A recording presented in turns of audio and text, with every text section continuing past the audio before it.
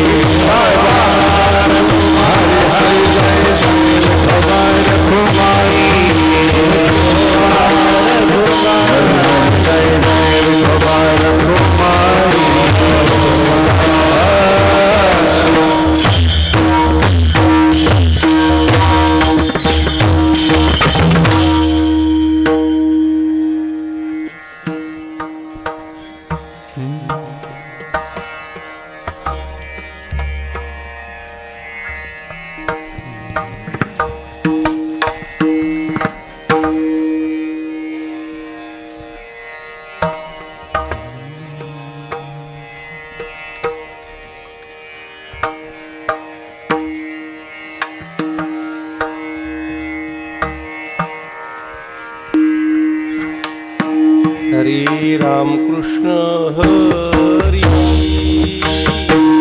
हरे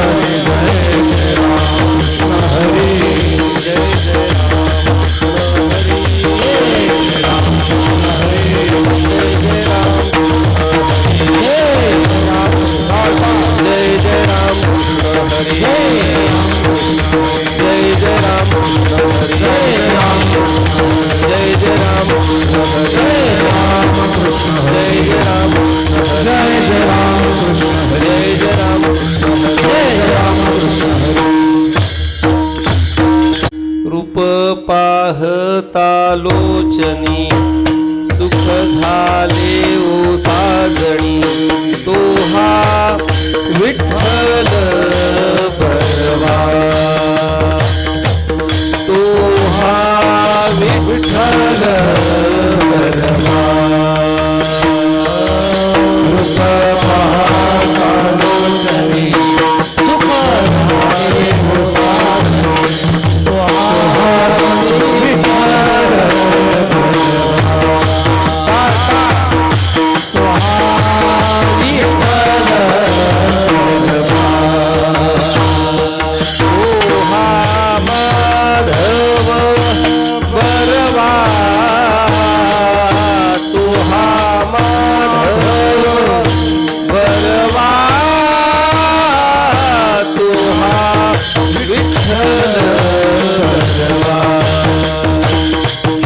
तो हा विठ्ठल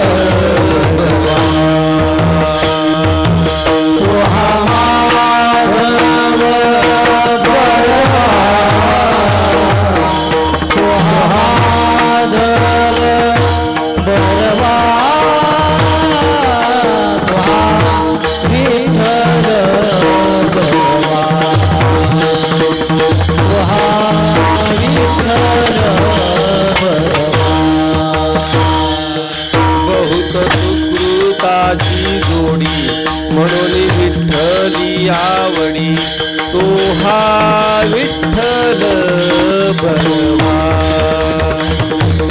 तो हा विठ्ठल बरवा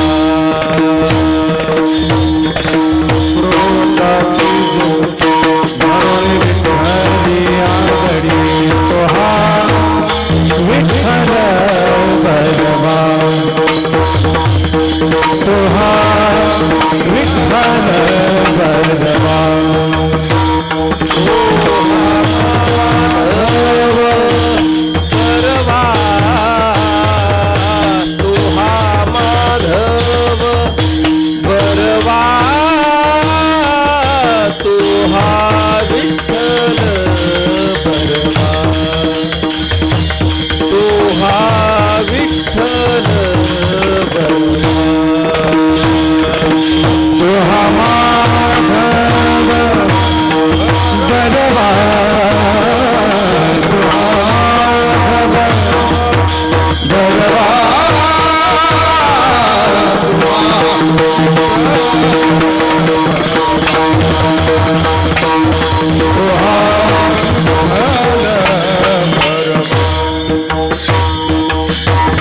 सुखाची आगर वापर कुमारीवर तो हा विठ्ठल बरवा तो हा विठ्ठल बरवा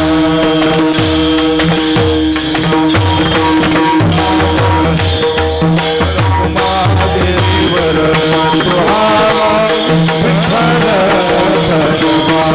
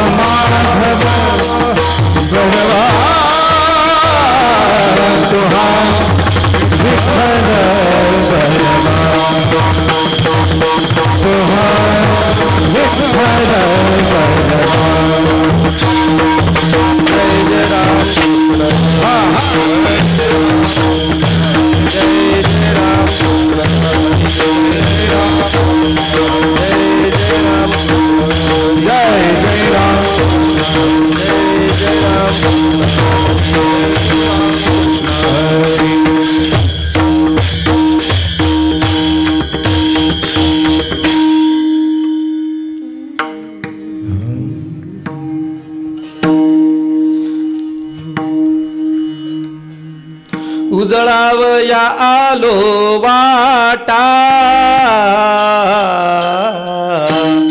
उजळावया आलो वाटा भयालो वाटा वाटा भयालो वाटा उजळावया आलो वाटा उजळावया आलो वाटा भया आलो वाटा भया आलो वाटा खरा खोटा निवाडा खरा खोटा निवाडा बोलविले बोले बोल बोलविले बोले बोल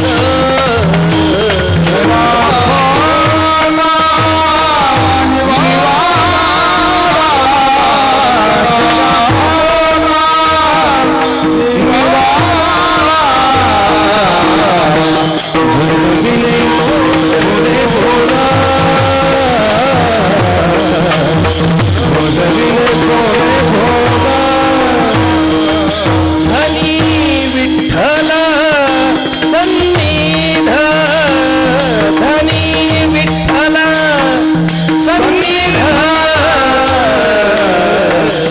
बोलविले बोले बोल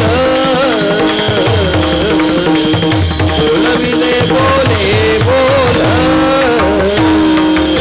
हरि विठ्ठला सन्निधा हरि विठ्ठला सन्निधा बोलविले बोले बोला बोलविले बोले बोला तरी मनान ये शंका तरी मनान ये शंका हरि मन नये शंका हरि मन नये शंका बळे एका स्वामीच्या बळे एका स्वामीच्या बोलविले बोले बोल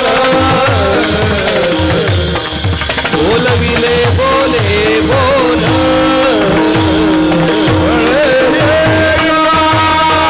स्वामीचा बळेला स्वामीचा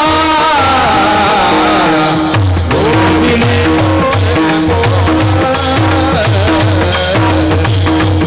बोले बोला आमणे आम्हा पुढे तुका म्हणे आम्हा पुढे आम्हा पुढे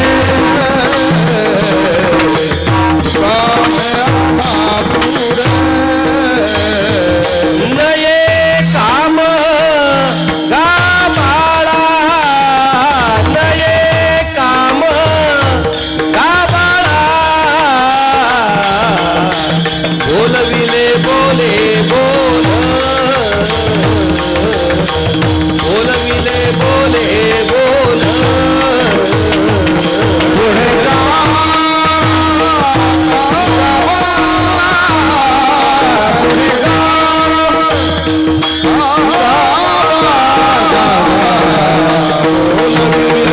बोले बोला बोलविले बोले बोला धनी विठ्ठल सन्निध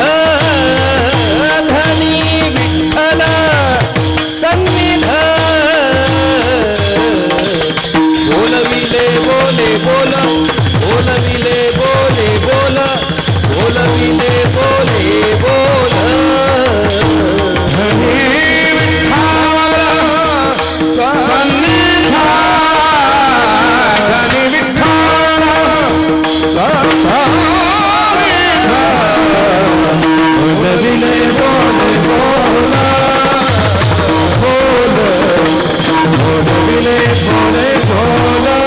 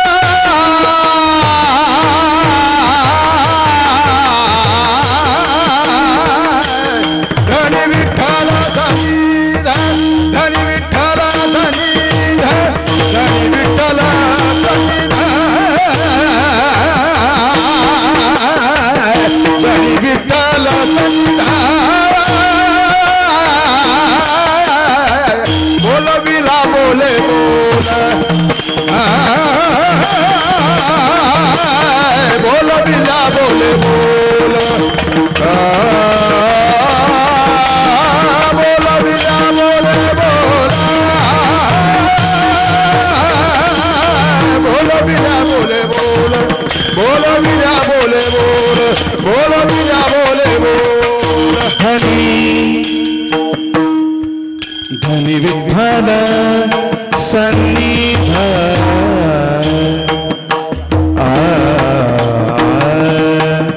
धनी विठ्ठल विठ्ठल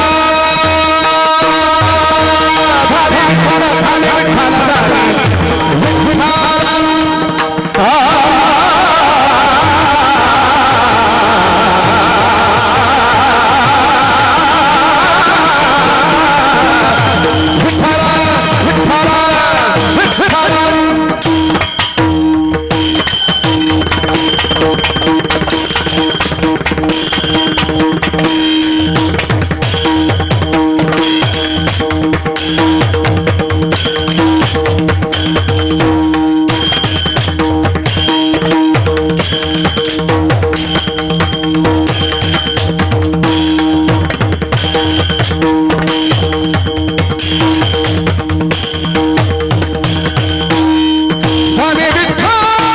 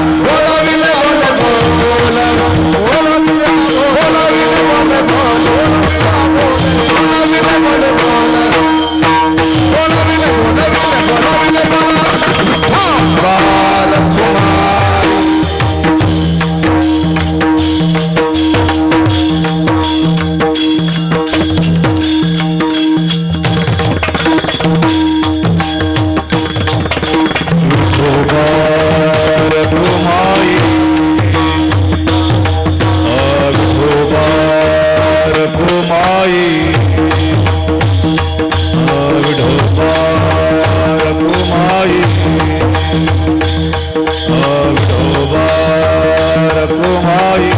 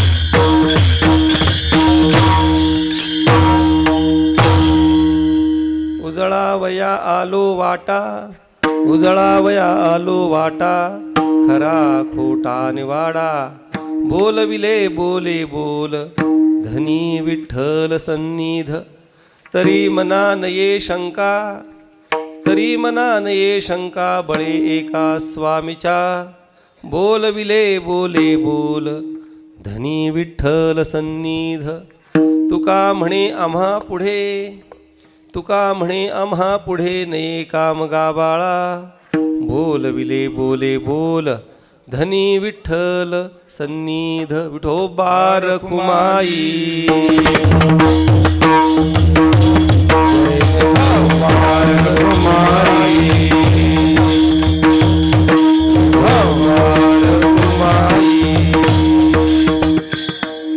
प्रस्तुत हा सेवेसाठी घेतलेला अभंग संत श्रेष्ठ जगद्गुरु तुकोबा यांचा असून या अभंगामध्ये जगद्गुरु तुकोबा यांनी संतांच्या अवतार मीमांसेचा विचार केलेला आहे. यथामती आणि यथाकाल या अभंगाचं चिंतन करण्याच्या पूर्वी आजच्या सेवेचं प्रवृत्तीनिमित्त जाणून घेऊ आणि मग निर्धारित समयसीमेमध्ये या अभंगाचं काहीच चिंतन करण्याचा आपण प्रामाणिक प्रयत्न करू.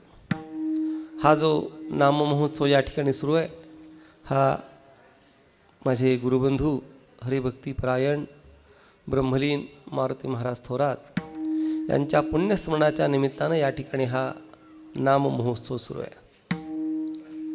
6वा नाममहोत्सव आहे. ब्रह्मीभूत मारुतीबाबांच्याविषयी बरंच सांगण्यासारखं आहे आणि मगाशी मी सांगितल्याप्रमाणे अभंगाचं चिंतन करणं महत्त्वाचं आहेच आहे, परंतु त्याहीपेक्षा सच्चरित्र पुण्यपुरुषांची चरित्र सांगणं हे अत्यंत महत्त्वाचं आहे. ज्या महात्म्याच्या ज्या महापुरुषाच्या पुण्यस्मरणाच्या निमित्तानं हा नाममहोत्सव आहे त्यांच्या संबंधानं काही सांगणं अत्यंत आवश्यक आहे. आपल्याला बहुतेक सगळ्यांना त्यांची संगती घडलेली आहे, आपल्याला सगळ्यांना त्यांचं महत्त्व माहिती आहे, परंतु विशेषत्वाने मी त्यांचं महत्त्व सांगू शकतो तर कारण त्यांची आणि माझी संगती घडलेली आहे. तीर्थरूप गुरुवर्य महाराजांच्या शब्दामध्ये सांगायचं झालं तर त्यांचा स्वभावही मला माहिती होता आणि त्यांचा प्रभावही मला माहिती होता. असं दोन्ही मला ज्ञात असल्यामुळे त्यांच्या संबंधाने काही सांगणं आवश्यक आहे.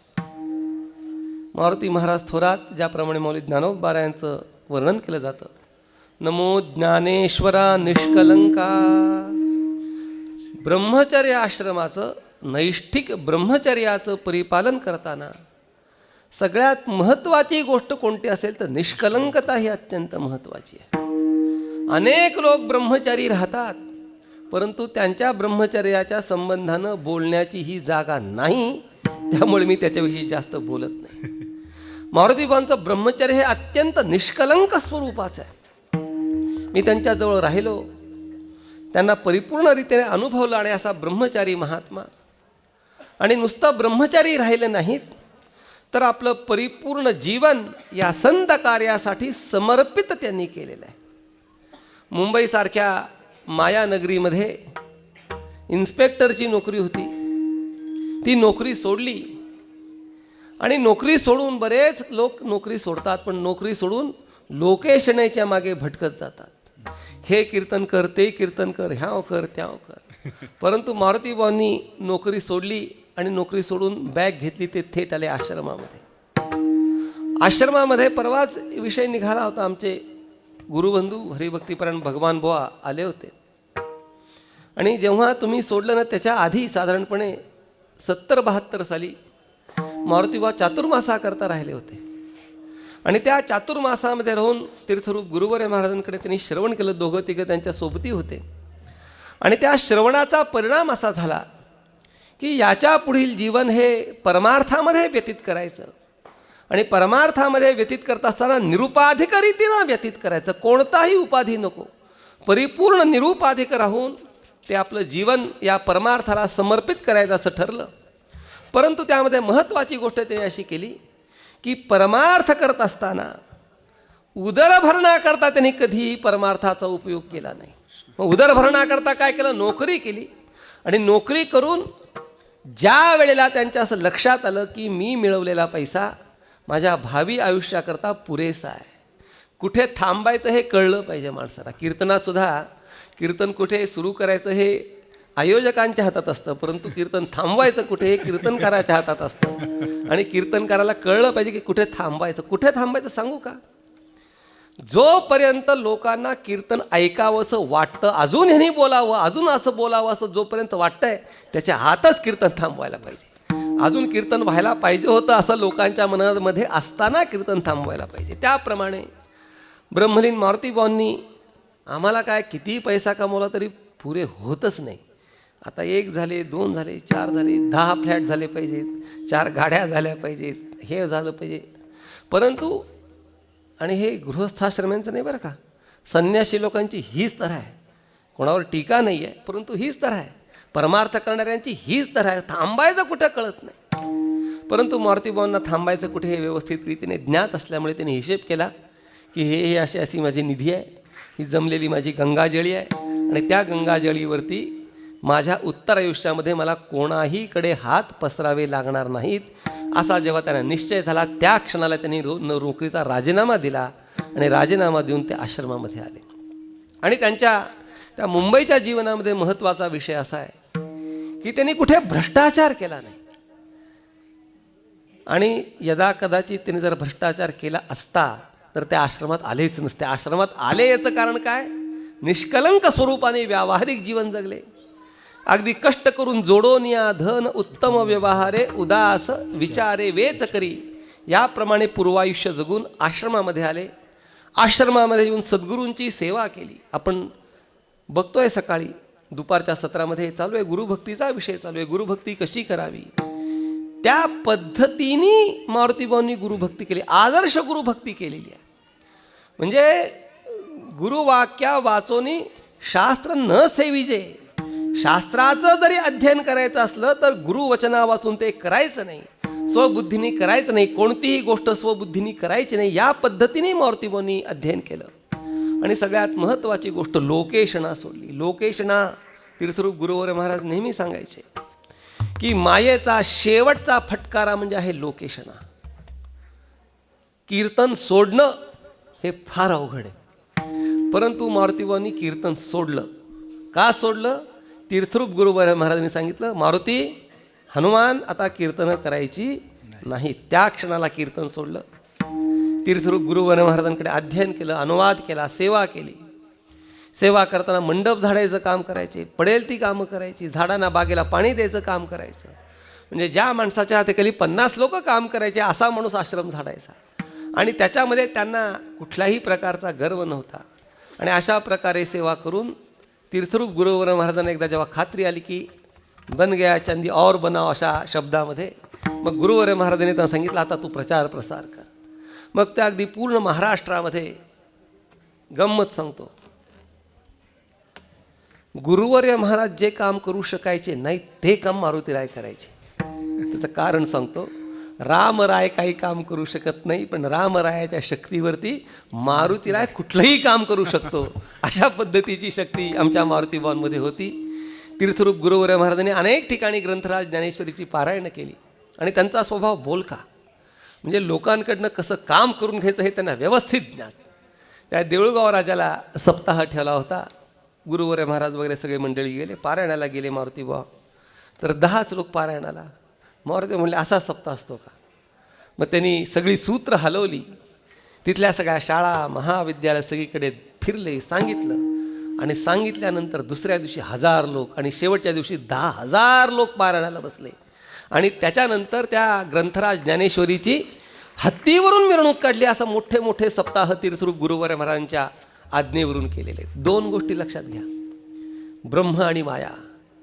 ब्रह्म हे अनंग आहे, काहीच करू शकत नाही, परंतु माया ही ब्रह्माच्या सत्तेने काही करू शकते. त्याप्रमाणे मारुतीबांनी तीर्थरूप गुरुवर्य महाराजांच्या सत्तेनं या वारकरी संप्रदायाच्या प्रचार प्रसाराचं मोठं काम केलं.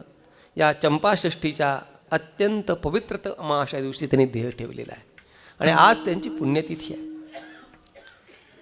आणि बरेच लोक, आता मी कोणाचं नाव नाही घेत, अनेक लोकांच्या जीवनामध्ये आमूलाग्र परिवर्तन करण्याचं काम मारुतीबाबांनी केलं. म्हणजे अनेक लोक असे असते होते की अपेयपान करणारे, अभक्षभक्षण करणारे, अपेयपान अभक्षभक्षण करणाऱ्या लोकांना सुद्धा परमार्थाला लावलं आणि त्यांचा परमार्थ फलीभूत कोणी केला असेल तर आमच्या ब्रह्मलीन मारुतीबाबांनी केलेला आहे. अशा या महात्म्याचं आज पुण्यस्मरण बरंच सांगण्यासारखं आहे. पूर्ण खरं तर आपली 7 ते 9 वेळ होती. 8ला कीर्तन सुरू झालं, 9ला संपूर्ण काही शक्य नाही, पण 9:30पर्यंत आपल्याला कीर्तन पूर्ण करायचं असल्यामुळं जास्त विस्तार न करता अभंगाचं सुद्धा काहीच चिंतन करणं क्रमप्राप्त आहे. त्यामुळे थोडंसं आपण अभंगाच्या चिंतनाकडे वळू. सुरुवातीला सांगितल्याप्रमाणे हा जो अभंग आहे तो तुकोबबारा यांचा असून संतांच्या अवतार मीमांसेचा विचार करणारा आहे. 2 गोष्टींमधला फरक आपण लक्षात घेतला पाहिजे. आपला जन्म आणि संतांचा अवतार. आपल्या अवनी तलावरती यायला आपण काय म्हणतो? जन्म म्हणतो. आणि संतांच्या आणि देवाच्या अवनी तलावरती येण्याला आपण अवतार म्हणतो. आपला जन्म आणि त्यांचा अवतार असा का फरक आहे? त्याचं कारण असं आहे की आपण या अवनी तलावरती येतो, याचं कारण काय आहे? तर आपल्या अवनी तलावरती येण्याचं कारण आपण जे पूर्वजन्मामध्ये केलेलं कर्म, त्या कर्माचा फलोपभोग घेण्याकरता इलाजाने ना इलाजाने बळजबरीने आनंदाने कसंही करून आपल्याला या अवनी तलावरती यावंच लागतं. म्हणून आपला आहे जन्म. म्हणजे थोडक्यात सांगायचं झालं तर आपलं इथं येणं का घडलं? त्याचं कारण आहे कर्मपरवशतेने घडलं आहे. आता भगवंताचा अवतार आहे. अवतार म्हणजे काय? तर भगवंत हा कर्मपरवशतेने येत नाही. मग भगवान कशा करता येतो? तर भगवान स्वतः सांगतायत, यदा यदा हि धर्मस्य ग्लानिर्भवति भारत अभ्युत्थानम अधर्मस्य तदात्मानं सृजाम्यहम. अहम सृजामी म्हणजे मी स्वतःहून येतो, मला कोणी पाठवत नाही, मला काही कंपल्सन नाही, बळजबरी नाही, पण मी स्वतः येतो. का? अधर्म वाढलेला असतो, धर्माचा अभिभव झालेला असतो आणि या धर्माचा झालेला अभिभव आणि तो अभिभव ज्या दुष्टांमुळे झालेला आहे, ज्या वाईट लोकांमुळे तो अभिभव झालेला आहे, त्या दुष्टांचा संहार करण्याकरता मी येतो. आणि दुसरं काय काम करतो? माझ्या भक्तांचं रक्षण करतो. भक्तजना भक्तजना आपुला पाळीसे भक्तजना.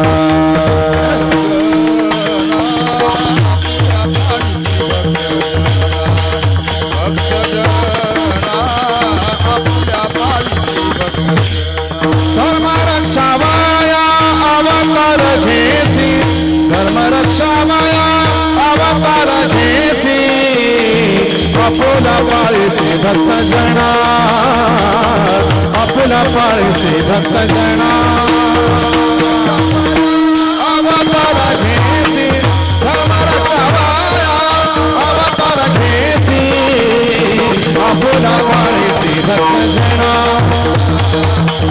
आपुल्या पाळीसी भक्त जना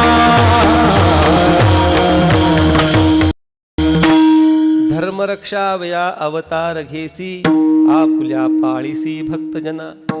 म्हणजे भक्तांचा उद्धार करण्याकरता, भक्तांचं रक्षण करण्याकरता भगवान या अवनीतलावरती येतो.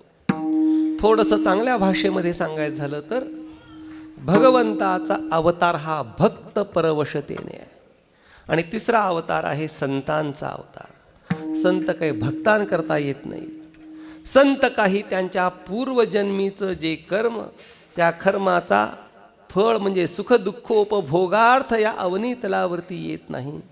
तर संत हे या अवनीतलावरती समाजोद्धारासाठी येतात. थोडंसं चांगल्या भाषेत सांगायचं झालं तर समाज परवशता ही संतांच्या अवताराचं कारण आहे. म्हणजे आपला जन्म कर्म परवशतेने आहे, भगवंताचा जन्म हा भक्त परवशतेने आहे, आणि संतांचा अवतार हा समाज परवशतेने आहे. आणि समाज परवशतेने या अवनीतलावरती अवतीर्ण होऊन, या अवनीतलावरती येऊन संत काय काम करतात हे जगद्गुरु तुकोबाराय अभंगाच्या पहिल्या चरणात उजळावया आलो वाटा, उजळावया आलो वाटा.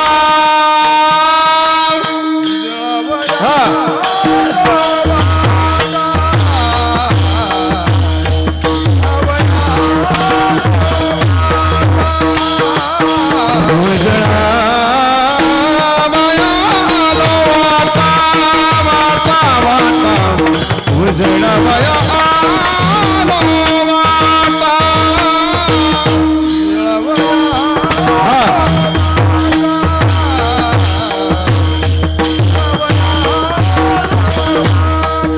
खरं खोटं निवाळा,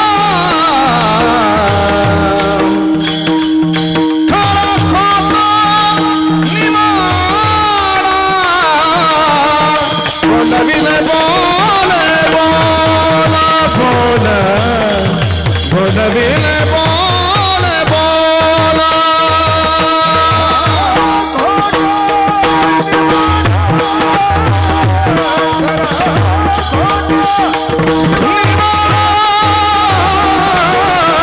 बोलविले बोले बोला बोला.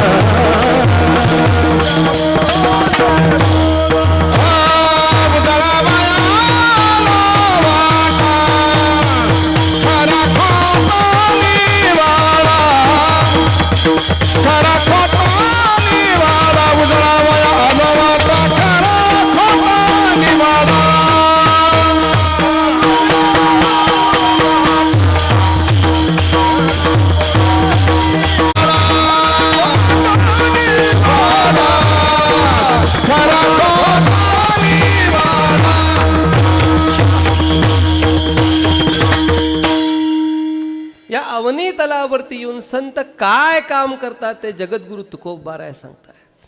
तुकोबाराय सांगतायत, उजळावया आलो वाटा, खरा खोटा निवाडा. जगद्गुरु तुकोबाराय सांगतायत की संत का अवतरित होतात, तर वाटा उजळविण्याकरता संत अवतीर्ण होतात. एक 2-3 गोष्टी या चरणामध्ये अत्यंत चिंतनीय आहेत. पहिली गोष्ट आहे, उजळवणं म्हणजे काय, वाट कोणती आहे आणि ती उजळावयाची कशी याचा विचार करणं अत्यंत महत्त्वाचं. गेले 2 दिवस गुरुभक्ती योगाचं चिंतन करताना सोज्वळ संत कृपा दीपक याचा विचार करताना उजळवणं म्हणजे काय त्याचा आपण विचार केला. त्यामुळे जास्त मी विस्तार करत नाही. तर उजळवणं ह्याचा मूळ शब्द आहे उज्ज्वल करणं. उज्ज्वल करणं म्हणजे प्रकाशित करणं, म्हणजे स्वच्छ करणं. मी स्वच्छ करण्याकरता आलेलो आहे. काय स्वच्छ करण्याकरता आलेलो आहे, वाट स्वच्छ करण्याकरता आलो आहे. आता जगामध्ये वाट स्वच्छ करणारे लोक फार कमी आहेत. जे लोक काही भेटतात ते कसे आहेत माहिती आहे, वाट लावणारेच सगळे. वाट स्वच्छ करणारे कोणी भेटत नाही. रस्ता कोणता आहे, ही वाट कोणती आहे? तर महाभारतामध्ये यक्ष प्रश्नामध्ये तो यक्ष धर्मराज युधिष्ठिरांना प्रश्न विचारतोय. कः पंथः? युधिष्ठिर सांगतायत महाजनो येन गतस्स पंथः वेद मार्गे मुनी गेले.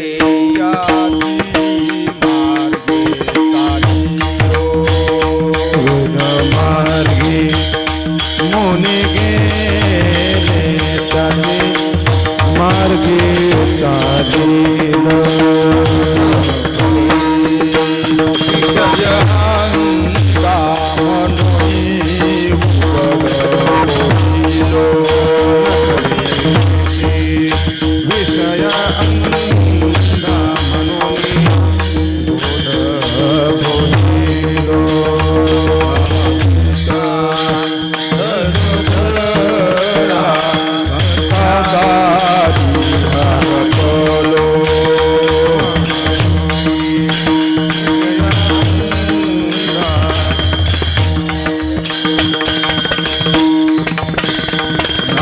देवो निवृत्तीचा जावित म्हणिलो. ज्ञानदेव निवृत्तीचा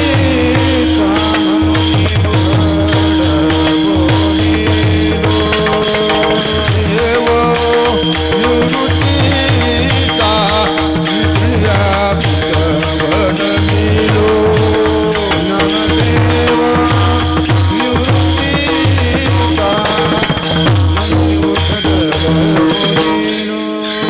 धर्म झालो निवृत्तीचा फेरिले धर्म झालो निवृत्तीचा फेरिले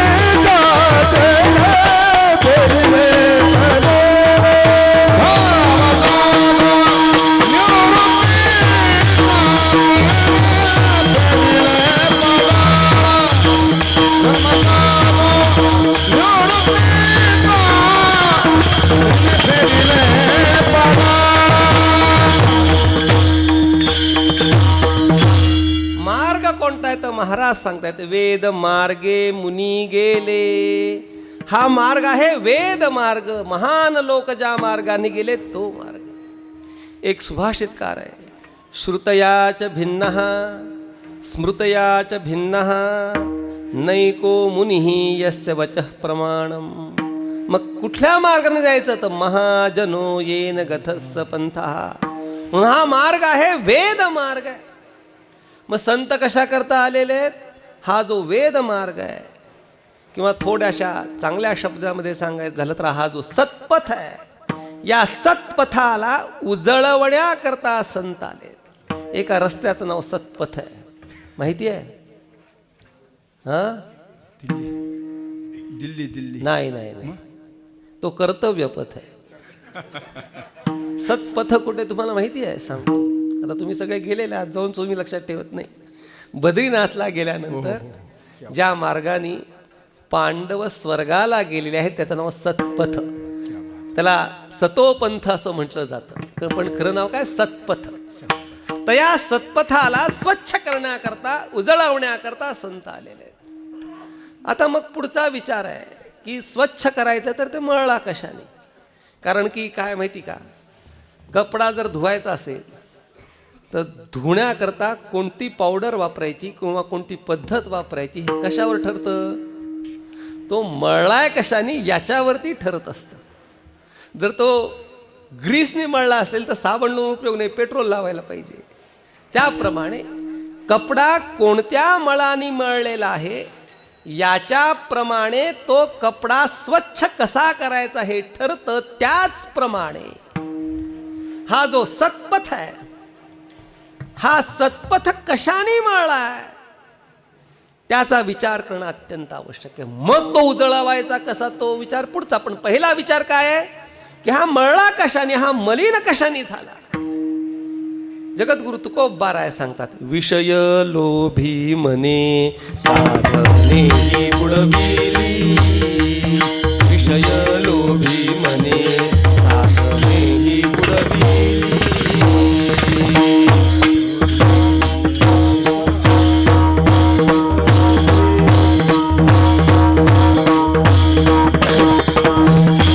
अर्थे लोक पुराणे, अर्थे लोकाली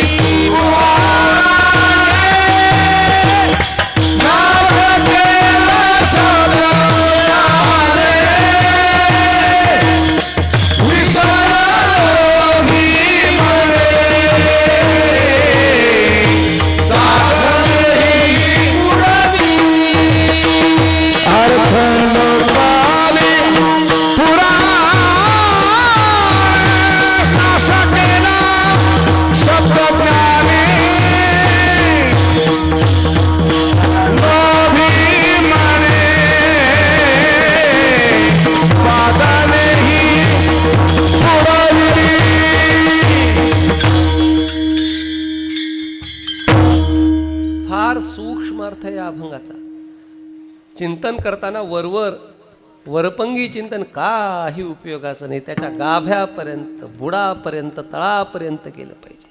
अर्थे लोपली पुराणे म्हणजे पुराणाचा अर्थ लुप्त झाला.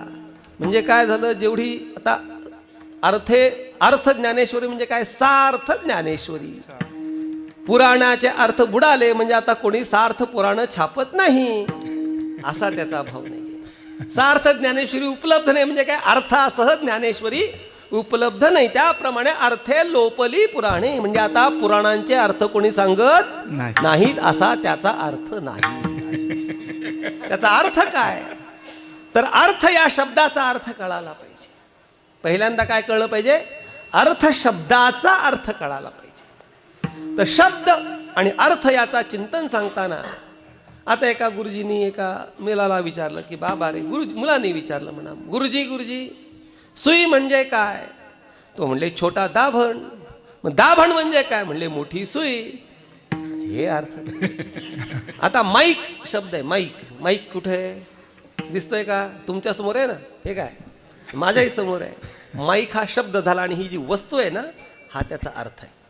म्हणजे वस्तूला अर्थ म्हटलं जातं, त्याचा समान शब्द सांगणं म्हणजे अर्थ नाही आहे. तर पुराणाचे अर्थ लुप्त झाले म्हणजे पुराण ज्याप्रमाणे सांगतात त्याप्रमाणे आचरण करणारे लोक संपले. याचं नाव अर्थे लोपली पुराणे.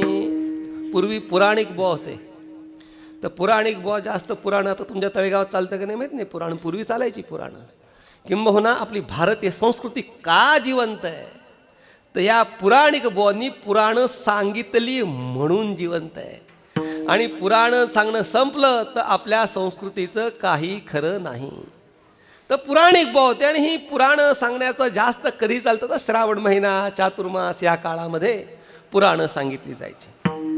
तर चातुर्मासामध्ये एका पुराणिक बुवांचं पुराण चालू होतं आणि त्याच्यामध्ये पुराणिक बुवांनी सांगितलं चातुर्मासामध्ये वांग खायचं नाही. आणि सांगितल्यानंतर एक माता त्या पुराणाला आली होती, घरी गेली आणि घरी गेल्यानंतर वांग्याची भाजी करायला लागली. आणि त्या वांग्याच्या भाजीच्या फोडणीचा वास आल्याबरोबर पुराणिक बुवा म्हटले, मलाही वांग्याची भाजी वाढा.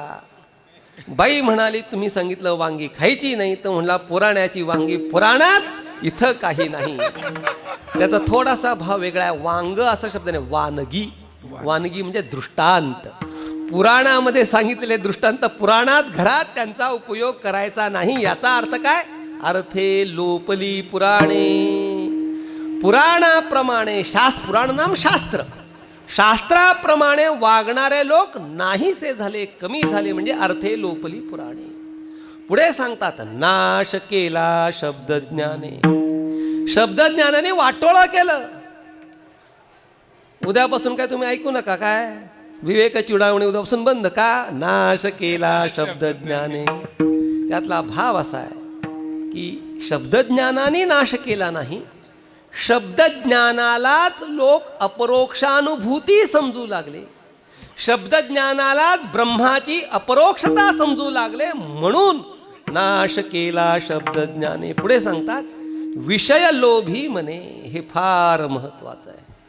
ही साधन, हे सत्पथ का मलिन झाले तर महाराज सांगतायत विषय लोभी मनामुळे ही सगळी सत्पथामध्ये मालिन्य आलेलं आहे. सामान्य माणसाच्या मनामध्ये विषय लोभ असणं ठीक आहे, ॲक्सेप्टेबल, मान्य, त्यांच्याही मनात नसावा.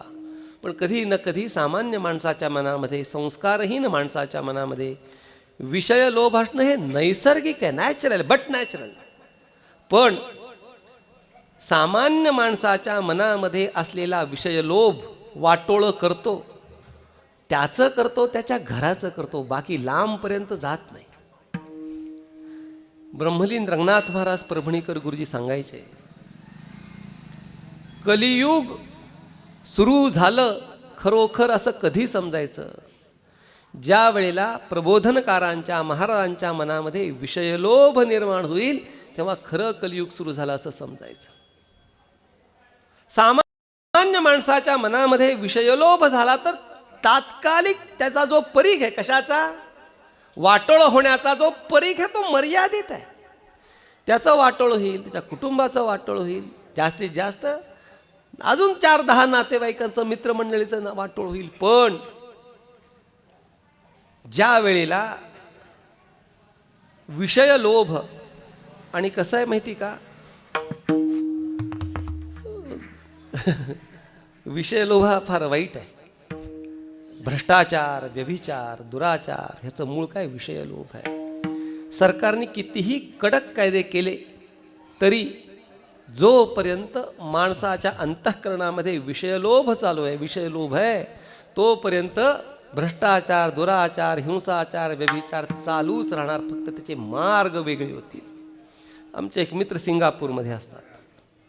त्यांना विचारलं तुमच्याकडे भ्रष्टाचार आहे का नाही.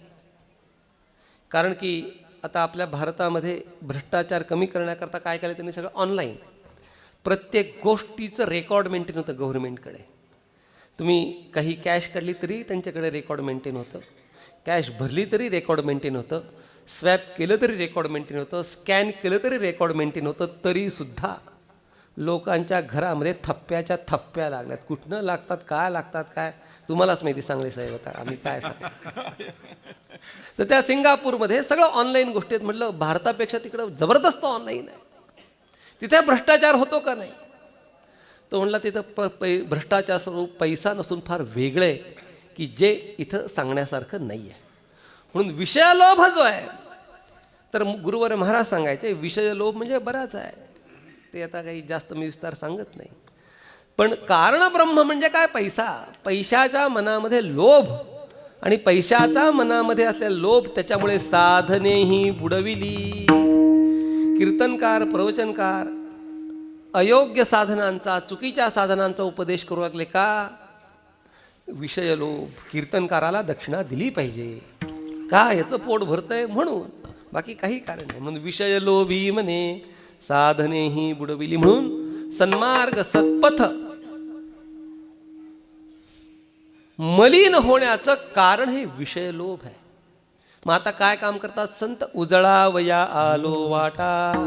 मग हे वाटा उजळवण्याकरता आले, स्वच्छ करण्याकरता आले.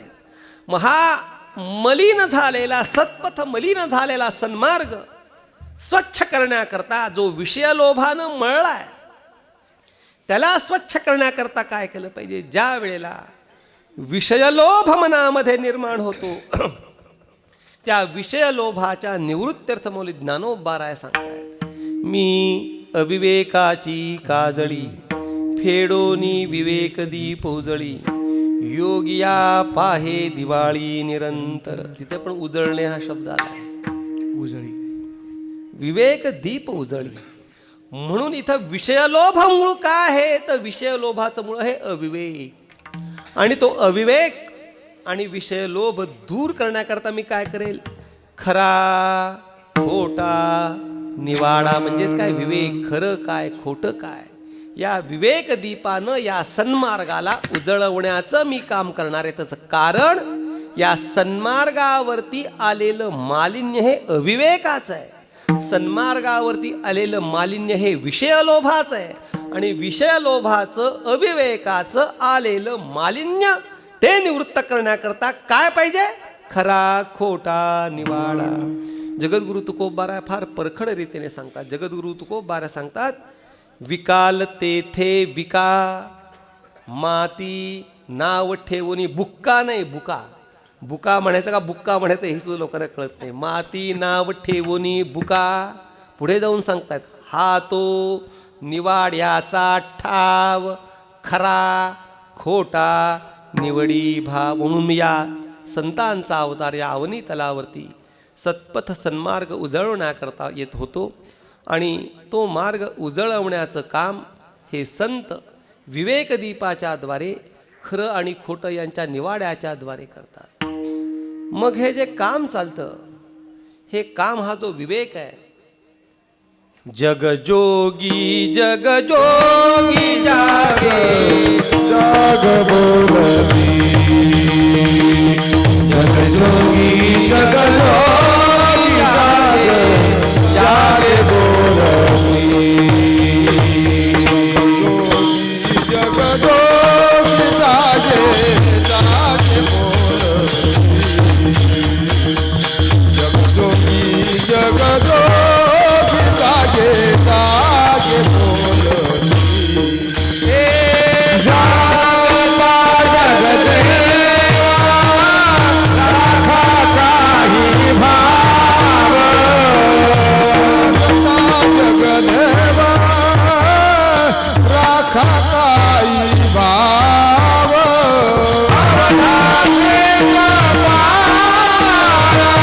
पूजावा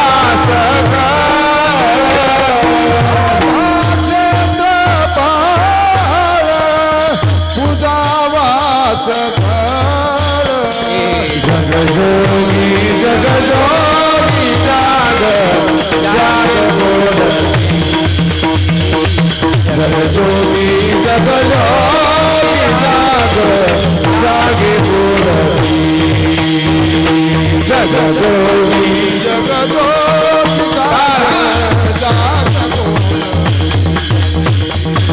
जगजोगी जगजोगी जाग जागे बोलती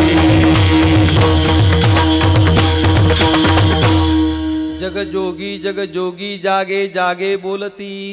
हे संत या मार्गावरती सत्पथावरती आलेलं मालिन्य विवेकाच्या द्वारे करतात. आणि हा विवेक जागृती करण्याचं काम संत कशाने करतात? उपदेशाच्या द्वारे करतात. आणि जगद्गुरु तुकोबारांना कोणी जर असं विचारलं की तुमच्या उपदेशानं विवेक जागृती होऊन हा मलिन झालेला सत्पथ कसा उजळेल, त्याचं उत्तर जगद्गुरु तुकोबारा बोलविल्या बोले बोल बोलविल्या बोले बोल बोलविल्या बोले बोल बोलविले बोले बोल बोलविल्या बोले बोल बोलविल्या बोले बोल बोलविल्या बोले बोल बोले बोला आये विठ्ठल सन्निध आये विठ्ठल सन्निध बोलविल्या बोले बोल बोलविल्या बोले बोल धनी विठ्ठल सन्निध धनी विठ्ठल सन्निध बोलविले बोले बोला बोलविले बोले बोला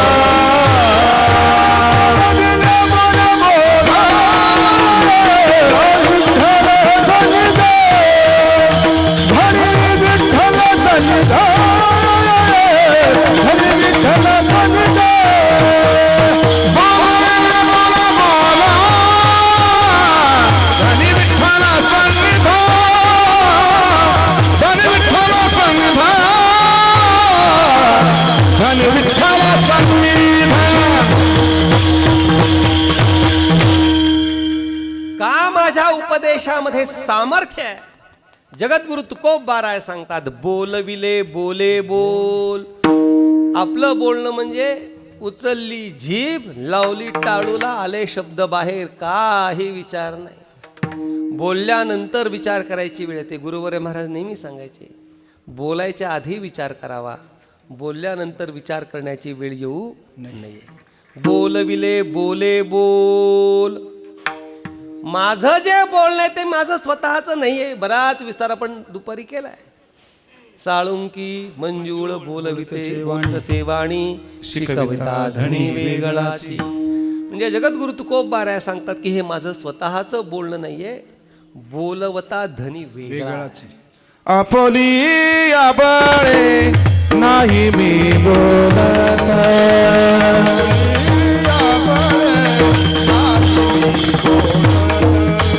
आपुली आबळे नाही मी बोलत,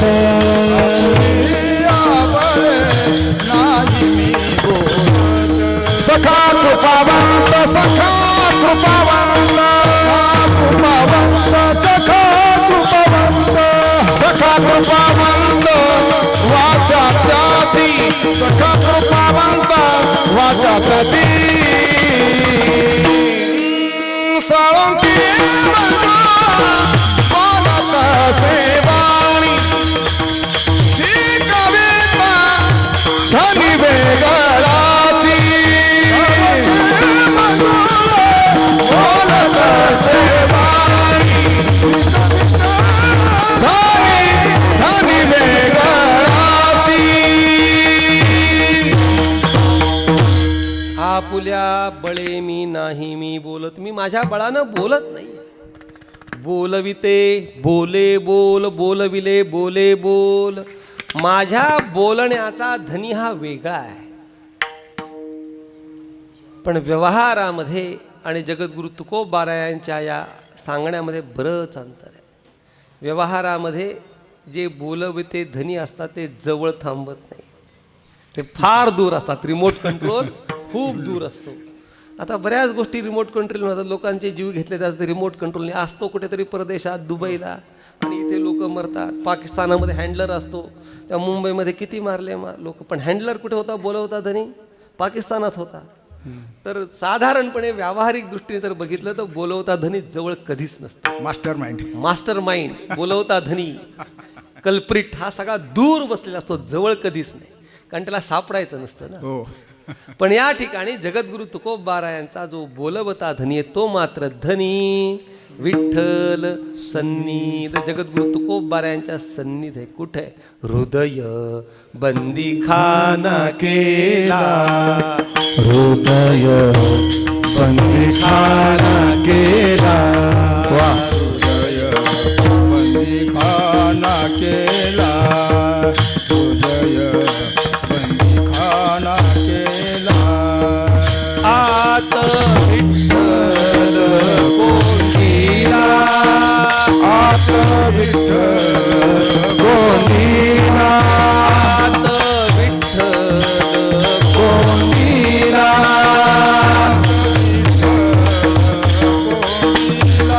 हृदय बंदी खाना केला, हृदय बंदी खाना केला, हृदय बंदी खाना केला, हृदय बंदी खाना केला, बंदी खाना केला. आता कोणीला हृदय बंदी खाना केला, बंदी खाना केला, हृदय बंदी खाना केला, कोणीला हृदय बंदी खाना केला,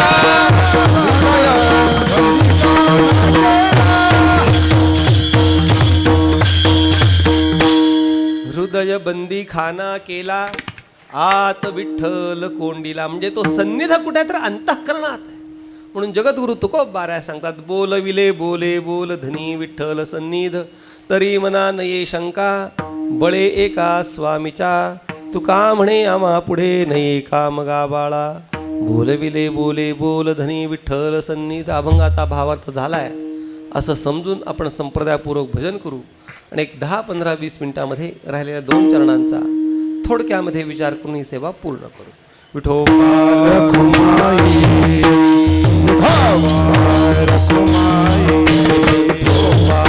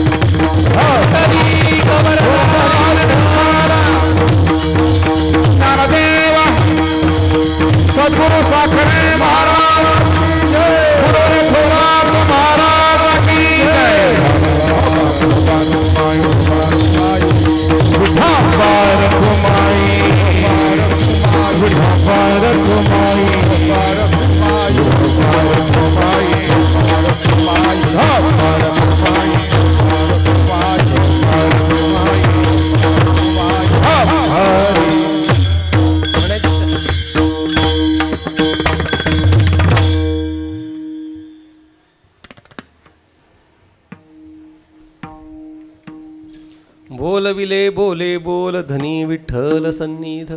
माझं जे बोलणं आहे, माझा जो उपदेश आहे, त्या माझ्या उपदेशाने समाजामध्ये विवेक जागृती होऊन या सत्पथावर आलेलं मालिन्य का दूर होईल. तर बोलविले बोले बोल धनी विठ्ठल सन्निध.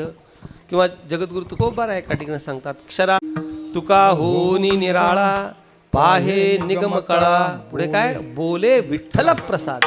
विठ्ठलाच्या प्रसादाने मी बोलतोय, माझ्या मनाचं मी काही बोलत नाही. एवढं जरी बेंबीच्या देठापासून ओरडून मनापासून अगदी कळकळीने जगद्गुरु तुकोबाराय सांगत असले तरी सुद्धा काही लोकांच्या मनामध्ये शंका येतेच. तुमच्या बोलण्या बाकीचं कसं आहे माहिती का, आपल्या बोलण्याने काय होतं, आपण बोलायला लागलं की लोकांमध्ये भांडणं लागतात. मग जगद्गुरु तुकोबारायांच्या बोलण्याने विवेकदीप कसा जागृत होईल, विवेकदीप कसा पेटवला जाईल, विवेकदीप कसा चेतवला जाईल, सत्पथ कसा काय स्वच्छ होईल, अशी शंका लोक विचारतातच. त्याचं उत्तर जगद्गुरु तुकोबाराय अभंगाच्या 3ऱ्या चरणात देतात. तरी मने नाही शंका, तरी मने नाही शंका, ये शंका तरी मने नाही शंका, तरी मने नाही शंका, तरी मने नाही शंका.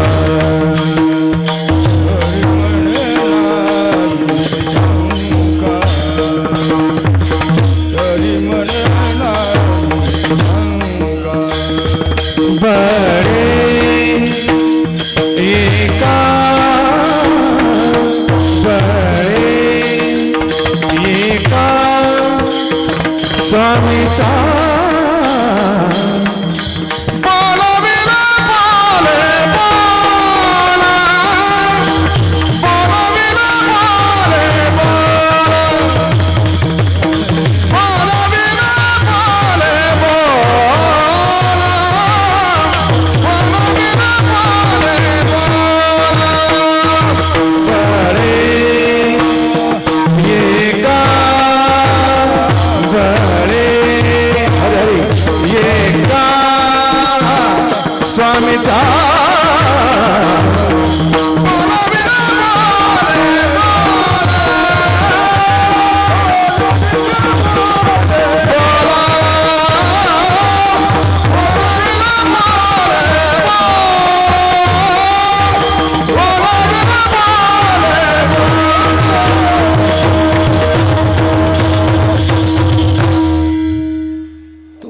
बोलण्यावर आम्ही विश्वास का ठेवायचा? जगद्गुरु तुकोबाराय स्पष्ट सांगतायत, तरी मना नये शंका का बळे एका स्वामीच्या. हे जे बोलणे ते माझं नाही आहे, या बोलण्याच्या मागची शक्ती ही माझ्या स्वामीची आहे. मसी पत्र ते केवढे, मासी पत्र ते केवढे, मासी पत्र ते केवढे, मासी पत्र ते केवढे. रामा चालावी आपुला पाडे, आपुला पाडे. रामा चालावी आपुला पाडे, आपुला पाडे. पैसा मी गणपती, पैसा मी गणपती,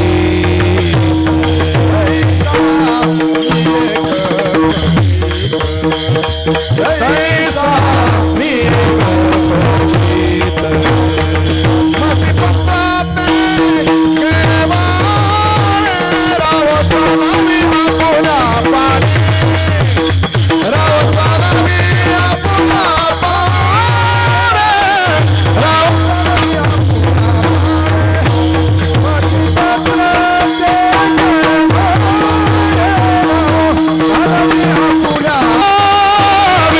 रावताला मी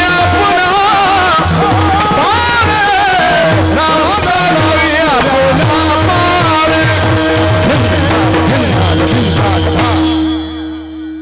मसी पत्राची का किंमत आहे? मसी पत्र ते केवढे, रावो चालवी आपुल्या पाडे. मसी पत्र म्हणजे काय?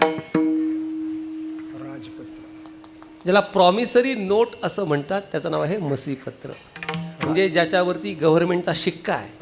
राजपत्र वेगळं, एक प्रॉमिस दिलेलं असतं आणि त्या प्रॉमिसवरती गव्हर्नमेंटनी आयडेंटिफाय केलं असतं की हे खरं आहे.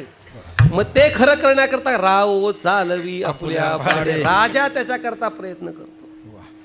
आता मध्ये तो घोटाळा झाला माहिती आहे, नीरव मोदी माहिती आहे का, नाव ऐकलं?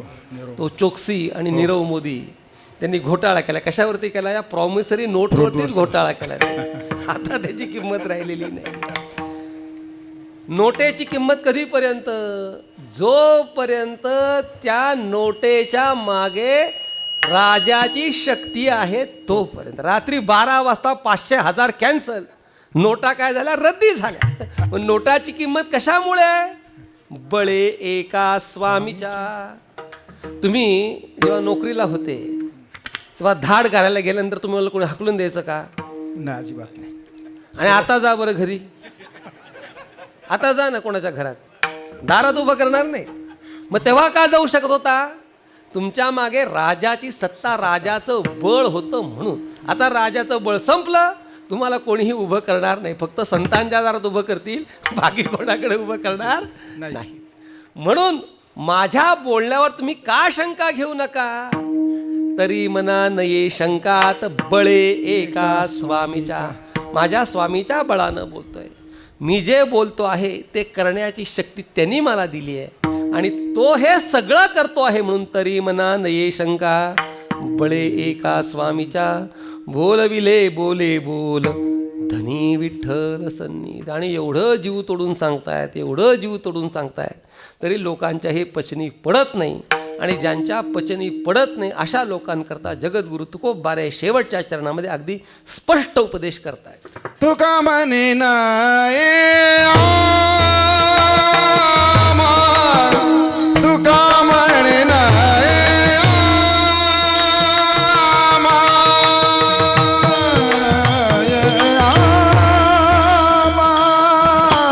तुका म्हणे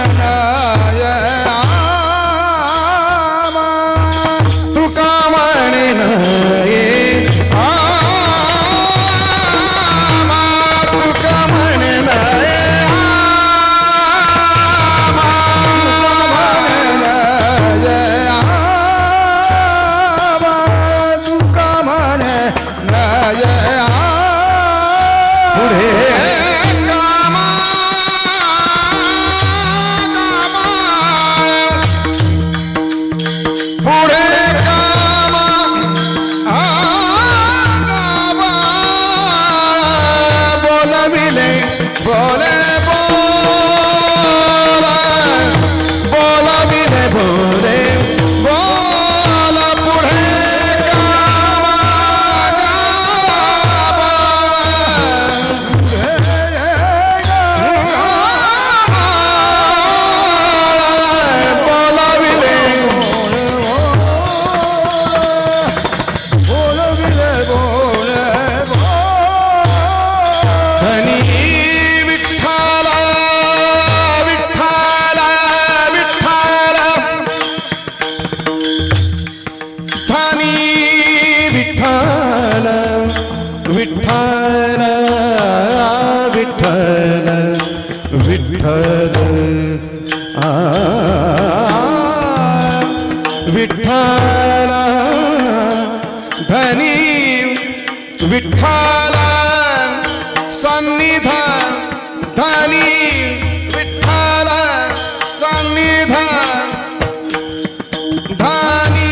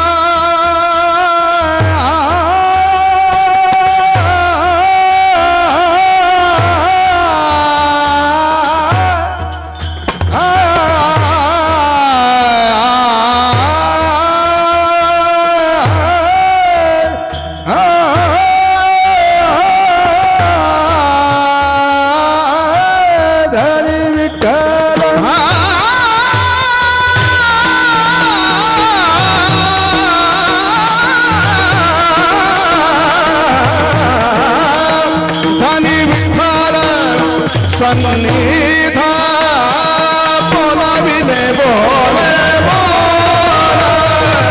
बोला विले बोले बोला विले बोला विले बोले जगद्गुरु तुकोबाराय अत्यंत परखड रीतीने स्पष्ट सांगतायत. तुका म्हणे आम्हा नये पुढे काम गाबाळा. गाबाळ शब्दाचे अनेक अर्थ आहेत. गाबाळ या शब्दाचा अर्थ बिंडोक असा अर्थ आहे. गाबाळ या शब्दाचा अर्थ कचरा असा आहे. पण या ठिकाणी जो गाबाळ शब्दाचा अर्थ अपेक्षित होतो तो संशयी, ज्याच्या अंतःकरणामध्ये संशय आहे. Get lost. माझ्यासमोर तुम्ही उभं सुद्धा राहू नका. तुका म्हणे आम्हा नये पुढे काम गाबाळा. बोलविले बोले बोल धनी विठ्ठल सन्निध. झालेली सेवा रुक्मिणी प्राण संजीवन बाप विठ्ठलेशाच्या चरणी, मौली ज्ञानोबरायांच्या चरणी, जगद्गुरु तुकोबारायांच्या चरणी, तीर्थरूप गुरुवरे महाराज तीर्थरूप मातोश्री आईसाहेबांच्या चरणी समर्पित करायची. यामध्ये जे काही योग्य आहे शास्त्र संवाद आहे ते माझ्या सद्गुरूंचं, सद्गुरू परंपरेचं आहे. अयोग्य माझं आहे. आपण सर्व ज्ञाते निरक्षीर विवेक संपन्न श्रोते आहात. योग्य त्याचा स्वीकार व्हावा, अयोग्य माझं माझ्यापाशी राहू द्यावं एवढं सांगून मी माझ्या वाणीला विराम देतो. ज्ञानेश्वर माऊली ज्ञानराज माऊली तुकाराम. ज्ञानेश्वर माऊली ज्ञानराज माऊली तुकाराम. ज्ञानेश्वर